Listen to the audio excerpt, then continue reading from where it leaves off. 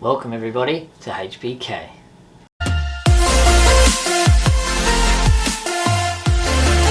Hello everybody, welcome back to HBK. Please like this video, subscribe to our channel, that really helps us build our YouTube channel up. We are continuing with our April theme, the last one today about reconnecting, building the bridge with those people that maybe we've fallen out with or that we're struggling to get on with, how we can be people of peace, which is proving that you care about others more than winning an argument. Today we want to particularly focus on the idea that you can show you care about others by being part of the solution.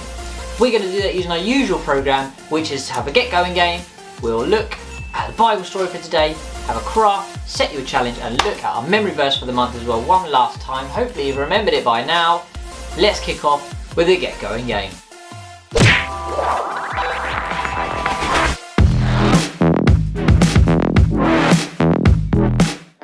Who can build the biggest stack in 5 minutes?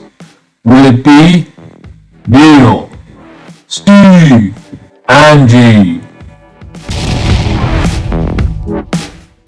It has begun!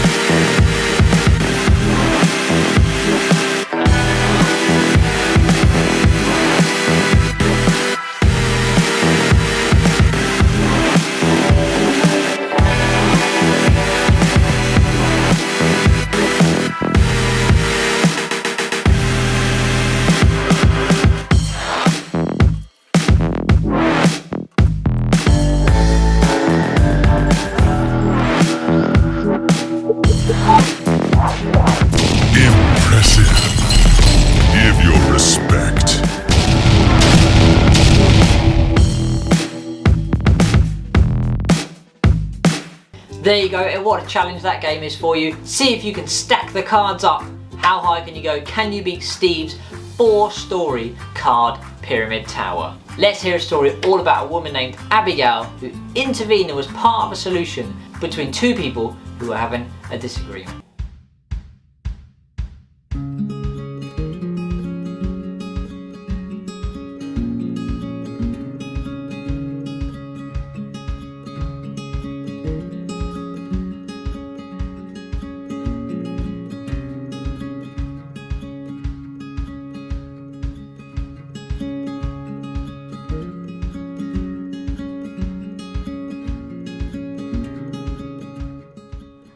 Now today's story is about David.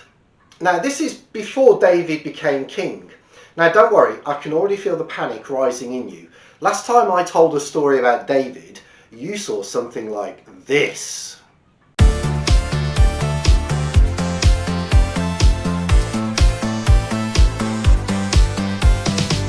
But don't worry, that was a one-off. We're not going to do anything like that again today. However, this story takes place before David became king. For many years before David became king, a man called Saul was king. Now, Saul disobeyed God, and God decided that actually he couldn't be king any longer, and David was going to be his replacement. And Saul was very jealous of David because of this. And David had to live on the run in fear for his life, and Saul would hear that David was in a certain place and go and try and catch him, and they'd be toing and froing from all different places. And on one occasion, David went to a place called Maon, and he helped some shepherds who were there, and he helped to protect their sheep.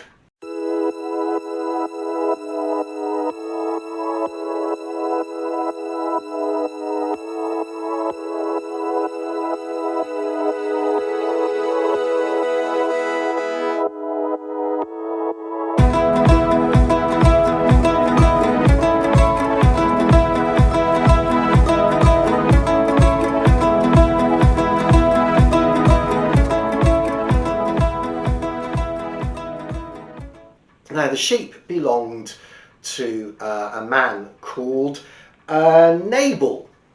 And David didn't sort of really realise this at the time. But a little while later, after Saul had tried to get David out in Maon and had gone away again, David went back to Maon, and he saw that this was the time that the shepherds were shearing their sheep.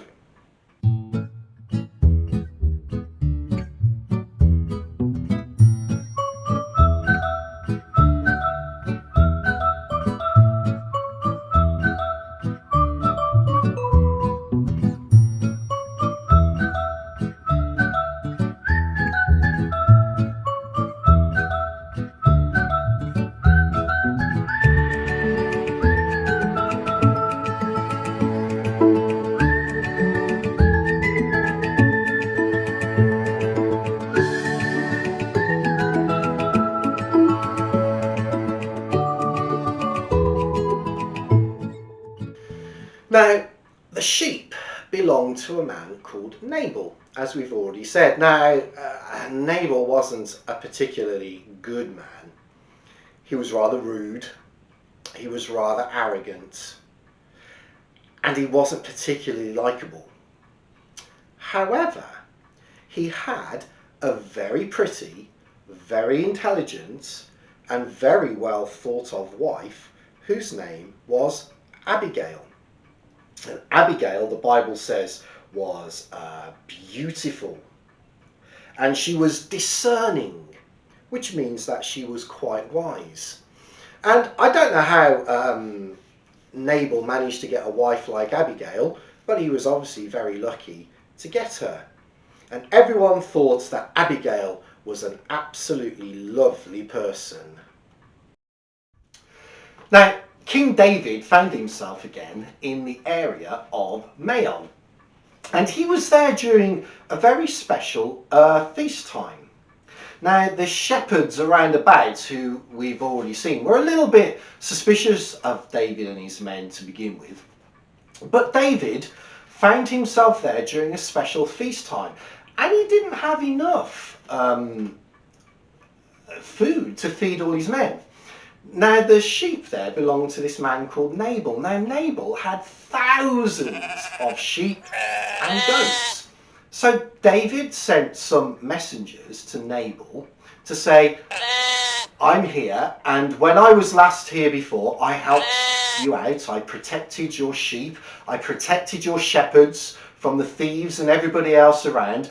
Please could you be so kind now as to provide me and my men with some food, as we don't have any at the time for the feast.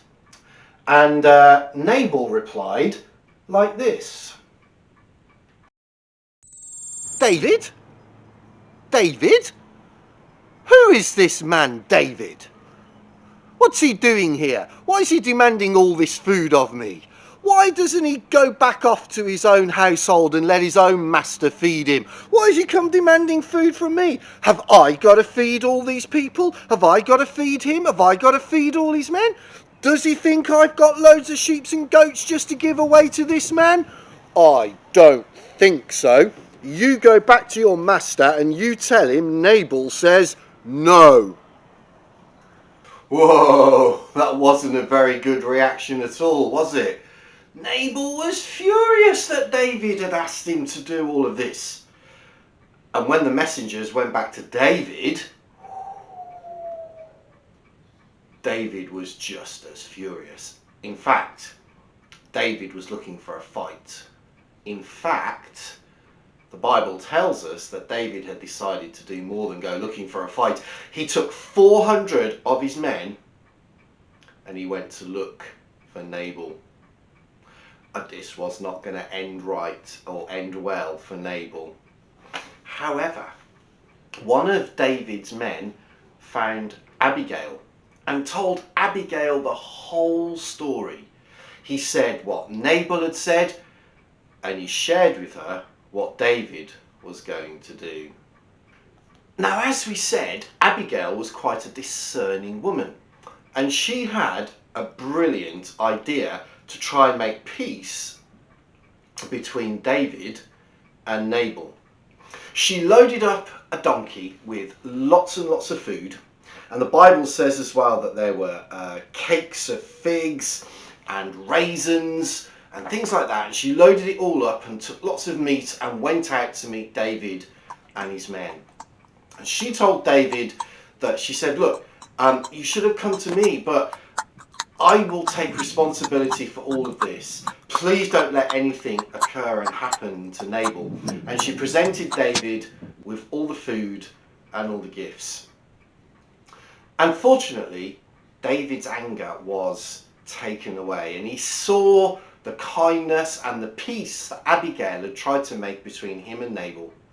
And he told Abigail then to go away in peace, and that everything would be fine for her and them. So what? Now, what can we learn from this story, particularly about peace and living in peace with other people that we've been thinking about in HBK over the last few weeks? Well, first of all, let's just think a little bit about David. Now, David loved God, and God said of David, there is no one who is after my heart like David is. Yet David was going to do something terrible because he let his anger get the best of him. He wasn't living in peace, was he? He was letting his anger rule what he was doing, and he was going to go and do something absolutely terrible to Nabal and his men. And that's the wrong thing.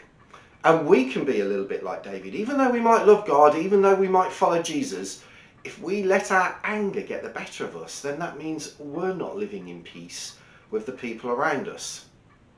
But let's think a little bit about Abigail. Now, the conflict between David and Nabal had absolutely nothing to do with Abigail. Yet she stepped into that very difficult situation and made peace. Do you know, you don't have to be part of a conflict to try and help the people on this side and the people on this side come together and make peace and be reconciled.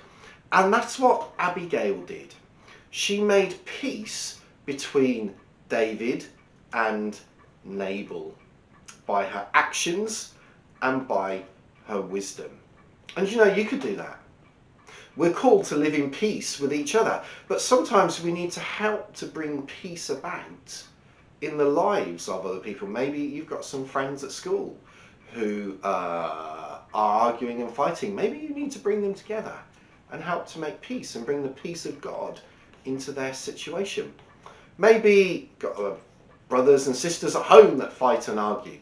How can you bring them together and bring the peace of God? We need to remember that God and the human race are separated, and someone has made peace between us. That's right, it's Jesus Christ. And when he died on the cross, as we were thinking about on Good Friday, and came alive again on Easter Day, he made peace between us and God. He took away all the things that separate us from God so that we could enjoy peace with God and that we could know the peace of God in our lives. So, can you be somebody who can bring about peace between people and help other people to live in peace? And have you realized that you need Jesus to make peace between you and God? Well, I'll see you the next time it's my turn to tell the story. But until then, let the peace of God rule in your hearts and show that peace to other people and live in peace with those around you. Bye.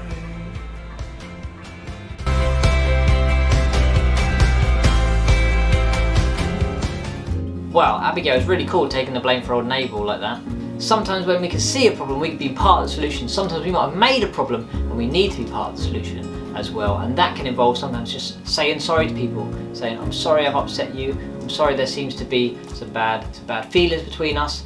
Can I help by just saying I'm really sorry, I didn't mean to upset you. That could be our part in reconnecting, building the bridge with people and showing them that we want to be part of the solution to making our relationship good again. Here's something you can make to help you remember how to say sorry really well.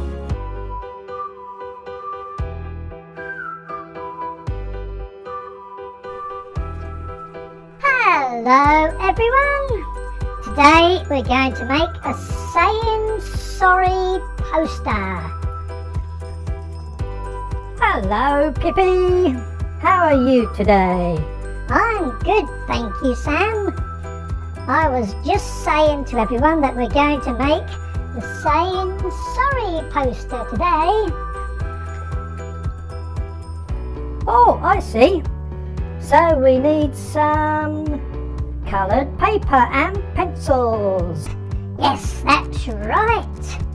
On the top of the poster we can write how to say sorry. We could use different colours for this.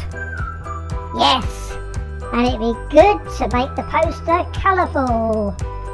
What do we do now, Pippi? We draw a picture of ourselves. That's good. And I see now we draw some lines from the face with some more words. Yes, you could write make eye contact and use a sincere voice. Oh, I see. We need to show that we really mean sorry. That's right. Now we write 4 things about saying sorry. What's the first one, Pippi? Number 1, I'm sorry for. We say what we're sorry for. Yes, that's right. And number 2, this is wrong because. Ah, we say why we are sorry. Number 3 is in the future. I get it. We say what we will do next time so we don't have to say we're sorry again. That's right. And the last line says, will you forgive me? That's a good reminder about how we can say sorry to someone. Bye for now, Pippi. Bye-bye, everyone. Bye, Sam. Thanks for all your help today with the graft. It would be great if you were able to make a say sorry poster using lots of different colours. Bye for now. See you next time. Bye. There you go, make those and hang them up. Remember how to say sorry to someone if you've upset them, or sorry to someone if they're feeling upset, maybe someone else has upset them as well. We can be part of the solution in building the bridge and reconnecting with people that are upset or that have got a problem. Our challenge for you this week is to make a bridge out of food. Send us a photograph of your food, your lunch or your dinner in the shape of a bridge, or making a bridge from one lot of beans to the other. However you like, it's your imagination is your limit. Send us those photos to our email address or on our Facebook or Instagram. We would love to see your photo challenge entries. We're going to take a last look at our memory verse for the month and see if Daz can remember what it is. It comes from Romans chapter 14, it's verse 19, and it says, let us do all we can to live in peace and let us work hard to build up one another. Nailed it. We hope you've enjoyed joining us on HBK this week. We loved putting it on for you. We hope you have a great Sunday and enjoy your week. We would love to see you with us again next time. Until then, we'll see you on the screens. Join us next week for a brand new theme in a brand new month. Bye bye.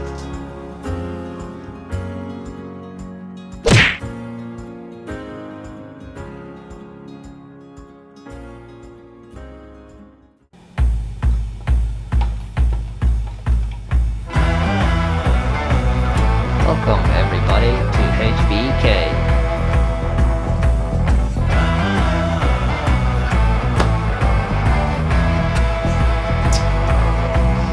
which is showing others that you care more about them.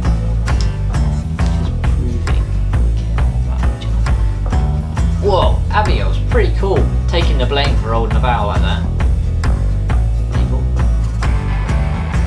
Wow, Abigail's really cool taking the blame for holding Abel like that. Blame for a bow like that. Blame for holding a bow like that.